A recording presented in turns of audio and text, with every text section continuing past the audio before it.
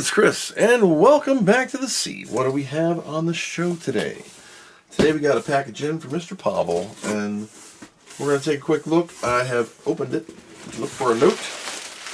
And there's a note and a bag. This is a Amiga 1200. And he even sent some capacitors. Hi Chris, I shipped the A1200 motherboard today via the United States Postal Service. The motherboard serial number is this, including a capacitor kit. I replaced C307 and then damaged a pad on 822. I didn't touch anything else. I'm putting the damaged pad in there in case it's needed. Here's my return address. Really appreciate the help and all you do for the Amiga community. There's a little tiny piece of something right there at the bottom, which is a pad. Okay. B1200 capacitors, C307 already replaced. E-brand. And these are Nichicons. Good job. Same ones I already have here. You didn't have to send these. I would have covered it. But that's okay. We'll take care of it. Let's get this out and see what we're going to do. Anti-static bracelet is on my foot, and it will smack me in the face if I pull too hard. We're bubble wrapped like Grandma's cookies. She's a PAL board because we got the big old RF modulator. All the PAL boards have this super big modulator. Everything looks pristine. French, I don't know if it's been washed or cleaned. Let's see if she smells like my first girlfriend. No. Helmet of Goober. Nope, they are factory caps.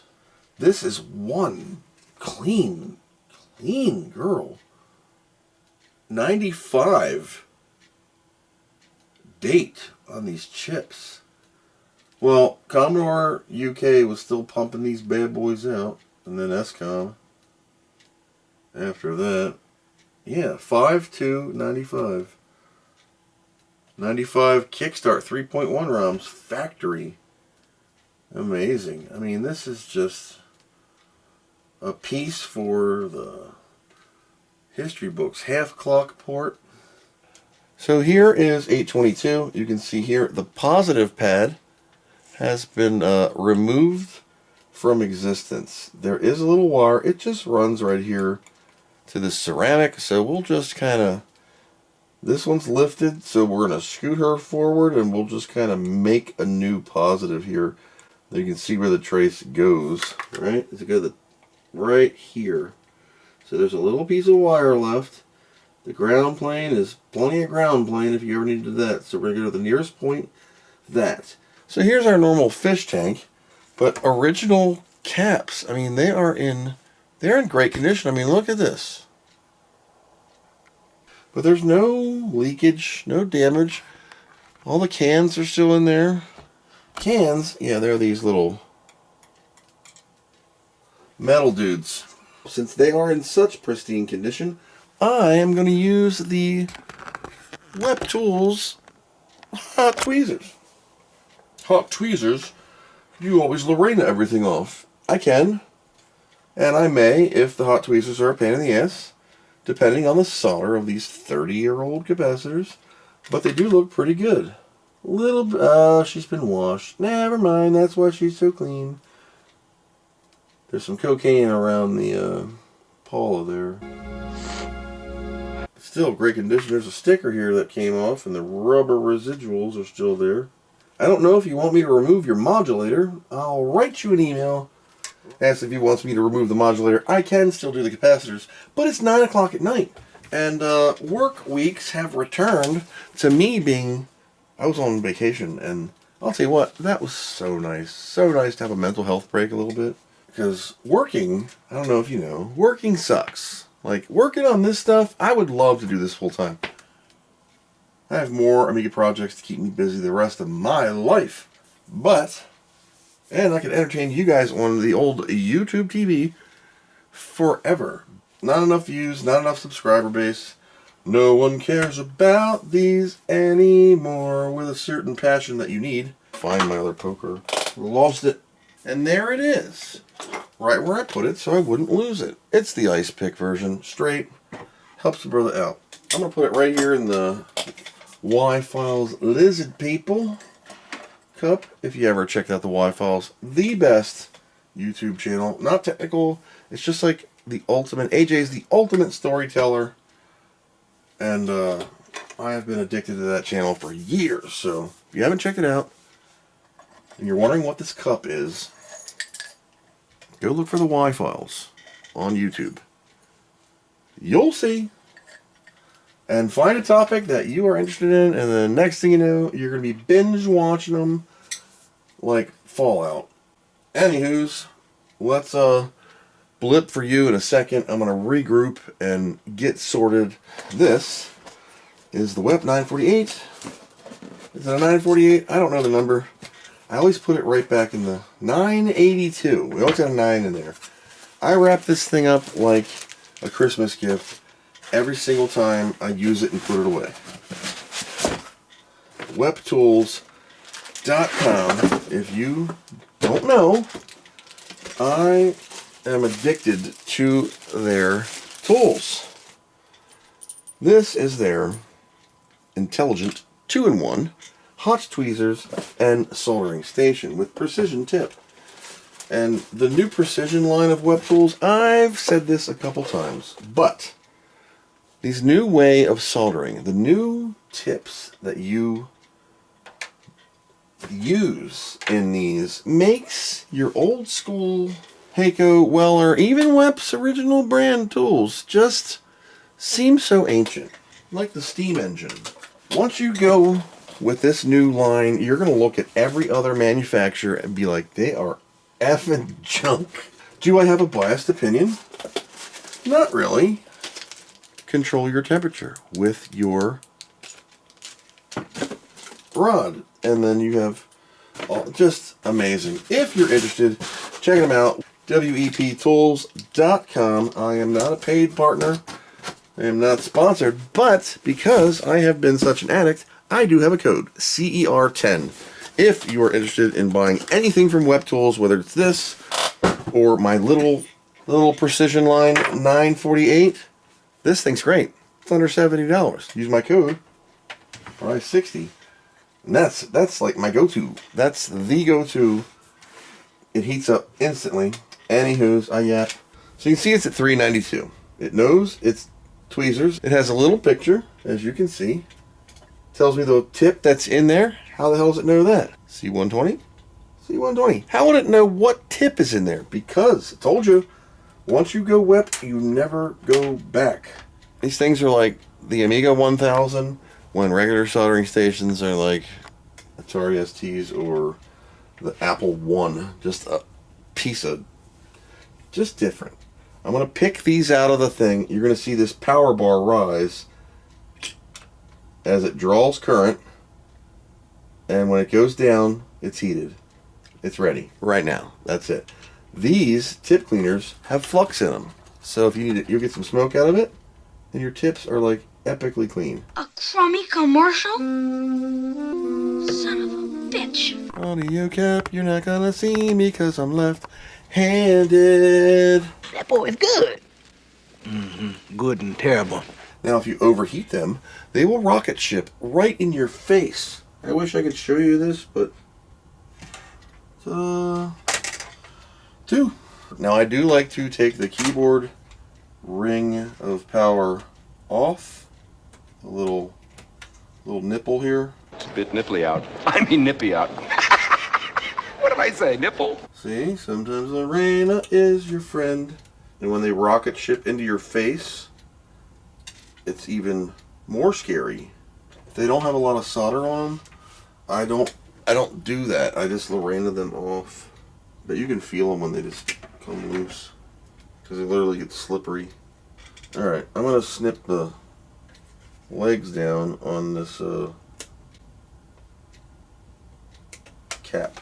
Yeah. The reason I clip it down is so I can get maximum touching the surface.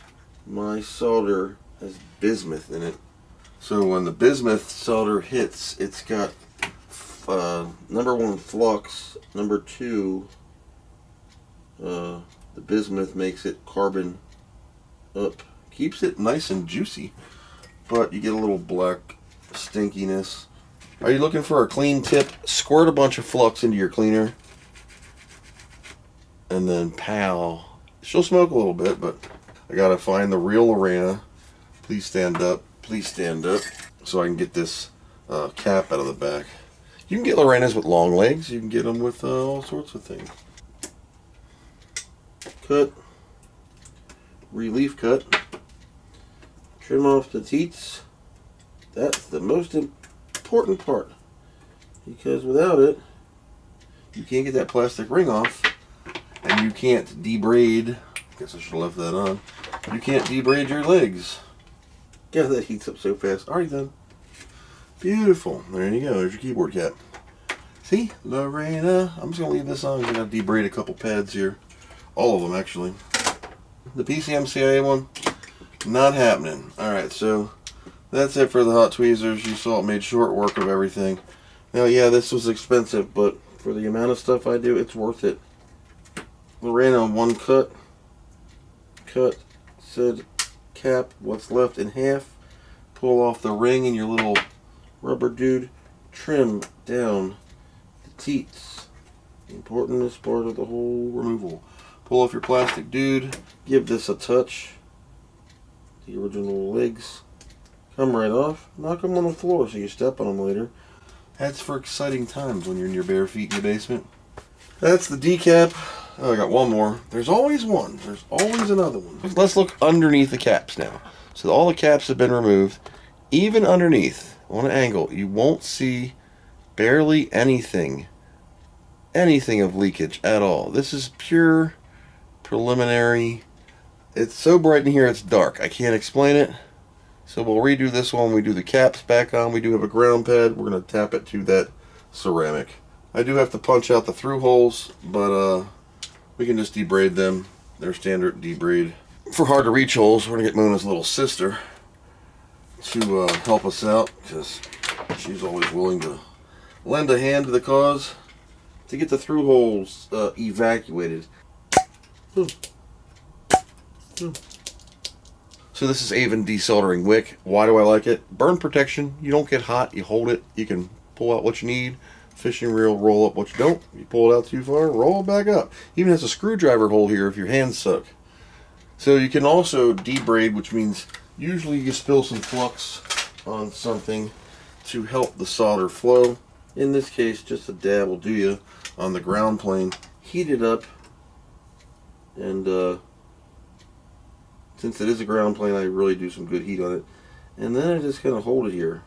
And the tertiary junction of if you've effed up so bad and you have a hole that you're either risky, like you're gonna dig in it, you're gonna scratch it all up, or you're gonna make it look like shit. No, you can resort to the micro drills.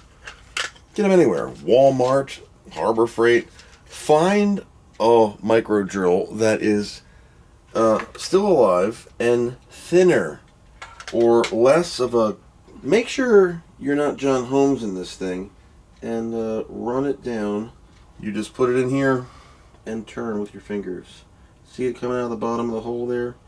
Now, yes, I'm not perfectly centered because I'm doing this one-handedly with my wrong hand while looking at a view screen, while making a YouTube video, while trying to work on this, and yeah. So anyway, you can micro drill through the leaded solder. If you have a damaged board, this is great. And you can use flux as a lubricant if you want. So once you punch through, run it down, and then give her the old up and down. And I mean, there you go. And then you could increase the girth. Call the next guy in, the bigger, thicker one, to tackle that hole. But then you don't risk damaging the via. You don't risk damaging the board. And you have an evacuated hole. And now you can see that the holes are open. Other side, there you go. Bing, bing. And that's one to grow on.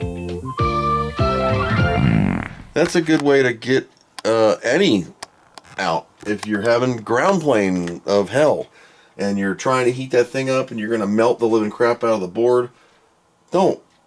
If you can get the capacitor out and it sucks back in and you're trying to debraid it and you don't have enough heat, just finger drill it. Finger drills, I think they were $5, Harbor Freight. Amazon, finger drills, you'll find them. Couple bucks, not bad. Here's all your stinky girls that don't really smell at all. But my trash can does after like a couple weeks of doing these. Hey, it's 3:30 p.m. and I just spent my entire day at work in 90+ degree heat because our power went out for like the 7th time and the air conditioning systems were dead and the server room was 140 degrees on the infrastructure APC backup. So that was fun. So my fat ass spent the day sweating, which caused heat exhaustion, extreme fatigue, and now I've finally cooled off 3 or 4 degrees. So I've used the WEP solder station. This is the one with the temperature controlled. I can just hold it up or down if I want it to be 675. 675 it is. When you put it back in, it goes to sleep. I've unplugged the tweezers because I don't need them. I did de-braid the board with a little bit of flux, and it came out extremely nice. You can see the reflection. There's a little bit of flux I do have to clean up. So I've got my cap map out from where the heck ever I downloaded it from. And I still have to fix the 822, the 1647 positive plane. But we're going to do that one last. Let me get the basic caps on. You've seen it 100 times. I'm just soldering some caps in. And I'll check back in a second, and then we'll do that repair on that busted trace. And then, hopefully, we'll fire it up. Oh, I did get an email back that said, go ahead and remove that modulator for me. So for that, I will have to crank this girl to the max and let her heat up a second.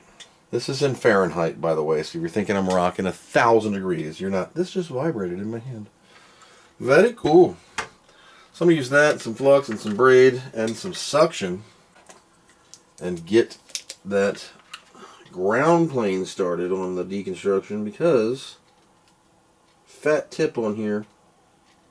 Oh, I will need to add solder to this 30-year-old crap. So there you go. You can see the holes right here. 1, 2, 3.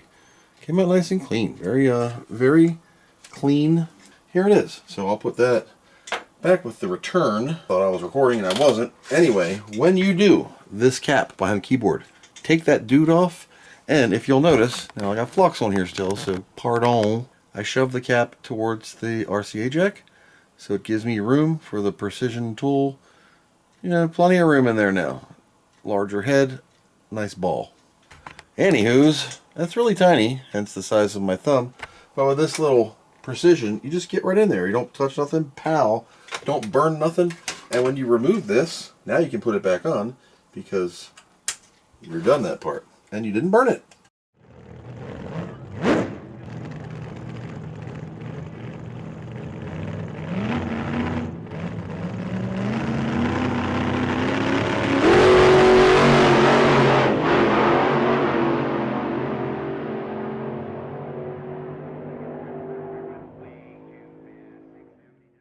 Here in the land of crap you're not going to see, here behind the floppy connector, right here front and center with my hand in the way, is this little line of copper.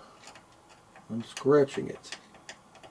This was where the pad was lifted. It was just kapow. This pad's okay. So I'm going to take this. Now I could make a massive ball to this pad because it goes right to here. Bip, bip. Right here. You can see it goes bip, bip, bip. Okay? Plenty of places to grab power from. Okay, so front and center of your screen, there's the back side of the cap. Now I've filled the crap out of it. I'm just filling it a lot. Now, I'm going to put some flux down on here. And I'm going to touch that wire. You remember what I was telling you about those legs you just had? Those cap legs? Well, check this out. This is one of them. I'm going to cut myself off a little tiny piece. I'm going to drop it on the board. Not that piece. You'll get out of here. Yeah. And we'll step on you later. This one, where's my poker? Right here. It's still too long. I cut it down even more. So as you can clearly see here on this big pile, on this end of the ceramic, yep, on this end of the ceramic, I put the piece of a leg of a through hole, and it backwards runs underneath to this pad, well, non-existent pad, and the cap sits on top of the wire, and I just boop, shove them in there. Now we're gonna beep test it, because you gotta beep test it. So we're going to continuity. Make sure you beep before. That means push that down. How many times have I put on continuity, started testing, I'm like, oh my god, the whole board's dead, because this thing wasn't plugged in all the way. This is stupid. Alright, so 2 done. There we go. Positive here. Third connector. Got it. You're tight like a tiger. And that's the way, I like it. There you go. But are we done with the Amiga? No. You didn't test it. I know, I just kept it. We're going to run her through the ATKs and do hickeys. Ouch, after I clean up my mess. Since this is a 1D4 mouse stuff, we got to use the ribbon cable. Where is the mouse? Okay, I got to go tattoo. There's like 9 Raspberry Pis on the floor. Why? Why do you have so many Raspberry Pis on the floor, Chris? Amiga. Here's a mouse. It's got... Okay, that works. And there's our kickstart Amiga test kit. There we go. She's a PAL unit. Looks just epically beautiful. Well, check out the RAM. 2 megs of chip. We're just going to test all memory, because that's all she's got. 2.1. That's good for me for now. Escape. Controller ports. Up, down, whoops, up, down, left, right. Button 1, button 2. Mouse, of course, left, right. Cool. Audio. Beautiful op-amp. Wow.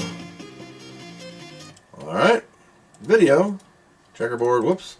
RGB, beautiful.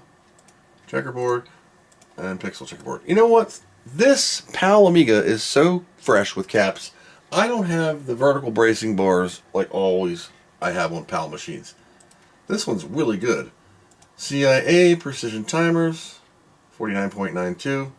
Perfect, all tests passed. F823. No battery backed up clock, but we can do these. Loopback serial test. That's the little dongles in her back hole. Serial, green is good, red is bad. There we go. And parallel, green is good, red is bad, blue is probing. We're all green across the board.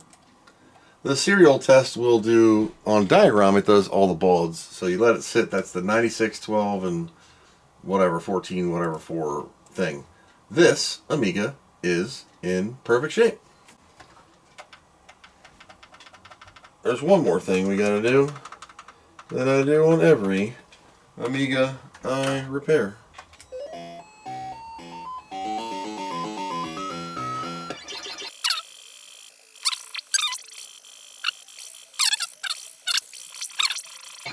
Got it. Oh shit. You dumbass. So that is 325. Now, Amigas have been saved with your help. If you would like to help me continue my quest to save them all, please consider joining my Patreon. It's only $1 a month. Or, like the ending videos say, more if you're rich. Thank you for your support. Thank you, everyone, for even watching this channel. I greatly appreciate it. If you love the Amiga, you'll understand why, and I appreciate you. Thanks for watching, and I hope you learned something. Amazing drive, Chris. Keep the Amiga dream alive. Please consider joining the Patreon. Yo, it's Big Snoop, D.O. Double Gears. When people ask me, do I really know Dr. Chris? To which I say, hell yeah, I know him. Thanks for checking this out. And as Dr. Chris says, thanks for watching, and we hope you learned something. Wow, that was great. Please consider helping Dr. Chris. Dr. Chris, he's the best there ever was. I can tell you that personally, besides me, of course. What do you know from funny, you bastard?